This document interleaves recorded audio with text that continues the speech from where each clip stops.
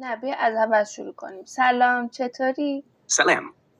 خوبی؟ چه خبر؟ امروز چه کارهایی کردی؟ من خوبم. نسیم، امروز صبحانه چی خوردی؟ صبحانه من آووکادو خوردم با تخم مرغ پخته، بهش نمک و فلفل زدم، قشنگ با هم میکسش کردم با نون، یه چند تا دونه زیتون سیاه، خیار و گردو. خیلی هم خوشمزه شد. چه ترکیب خوشمزه‌ای. آووکادو با تخم مرغ خیلی عالی به نظر میاد. آره، یه دونه تخم مرغ برام کافی بود. یه دونه تخم مرغ هم میتونه انرژی خوبی بده. الان که صبحانه‌ات تموم شد، بعدش چه کاری کردی؟ بعدش یه کتاب برام رسید. یه کتاب درباره آشپزی که خیلی دوستش دارم و واقعا منتظرم که بخونمش. اسمش هست Salt, Fat, Acid, Heat از سمین نصرت. سمین نصرت یه خانم ایرانیه. چه عالی. کتاب Salt, Fat, Acid, Heat خیلی معروف و جذاب هم به نظر میاد. سمین نصرت واقعاً به آشپزی یک دید جدید داده و ترکیب علم هر در آشپزی رو به خوبی توضیح داده.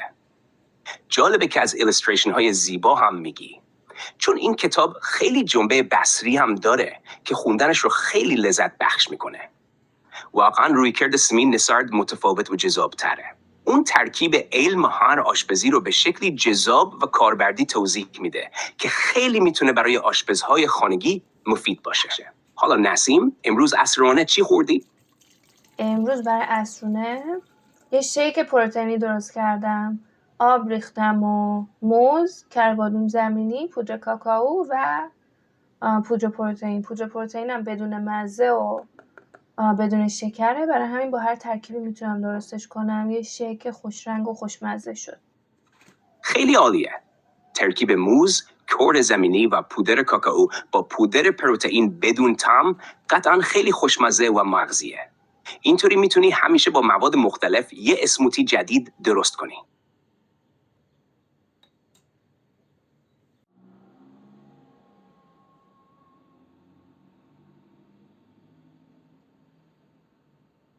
این چقدر خوش رنگ شده و به نظر خیلی خوشمزه میاد. از این شیک پروتئین ها باز هم درست کن.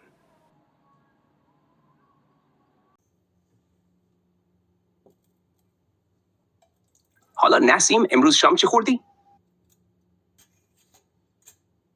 سالاد خوردم با مرغ. مرغ رو که از قبل مرینیت کرده بودم با نمک، فلفل، روغن زیتون و پودر سیر. اون پودر سیره بهش یه طعم عالی داده بود. مرغ رو جدا سرخ کردم، خیلی هم کوتاه، در حد شاید 2-3 دقیقه هر طرفشو درست کردم.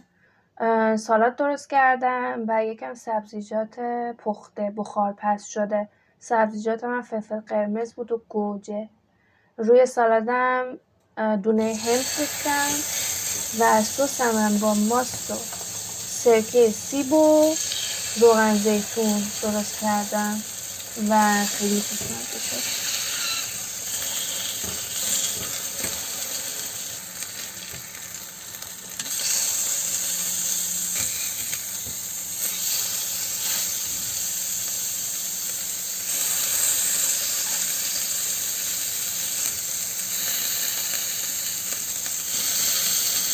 چه شام خوشمزه‌ای درست کردی. ترکیب مرغ مرینیت شده با پودر سیر و روغن زیتون همراه با سالاد و سبزیجات بخارپز خیلی عالی به نظر میاد.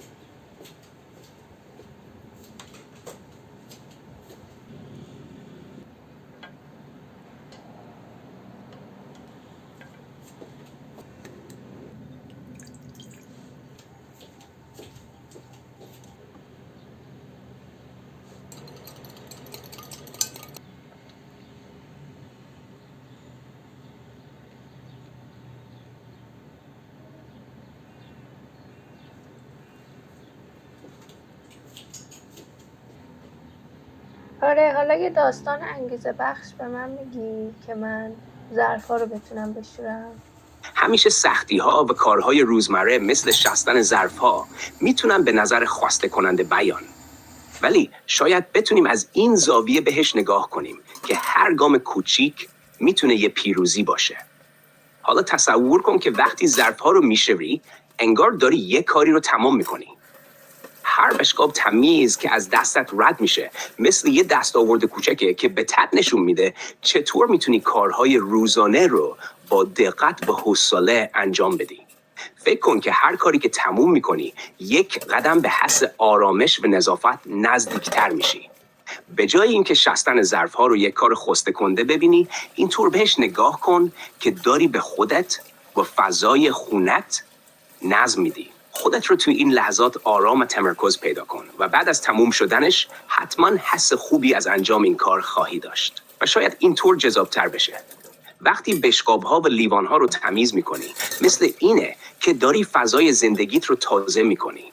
مثل نقاشی کردن یک بوم خالی و پر از رنگ‌های جدید. هر ظرف تمیز مثل یک قطعه از پازل که توی زندگی روزمره تحت قرار می‌گیره. آیا این روش برای انگیزه دادن بهت مفید بود؟ شیر برای شستن ظرف‌ها رو یکی یکی بشوار تا زندگی به رود بشوره.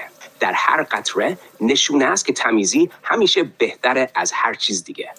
با هر دست که میکشی آب دنیای تو تمیزتر میشه.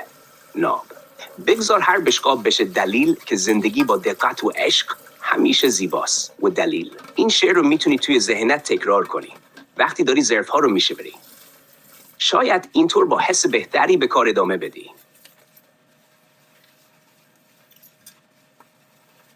دنیا پر از رنگ هاست، پر از نور، هر قدم یه داستان، هر لحظه یه دور. زندگی جاریه، مثل رود دریا. هر کاری که میکنی مثل یک دور میدرخشه. امیدوارم این شعر برات الهام بخش باشه. حالا با این شعر لذت ببر و کارتو با انرژی ادامه بده. آشپزی واقعا چیزی بیشتر از پختن غذاست. این یه هنر و لذت است که با هر لقمه میتونی قلبهای مردم رو پر از خوشی کنی. شب بخیر نسیم. امیدوارم خواب خوشی داشته باشی و روز جدیدت پر از انرژی و ایده های عالی باشه.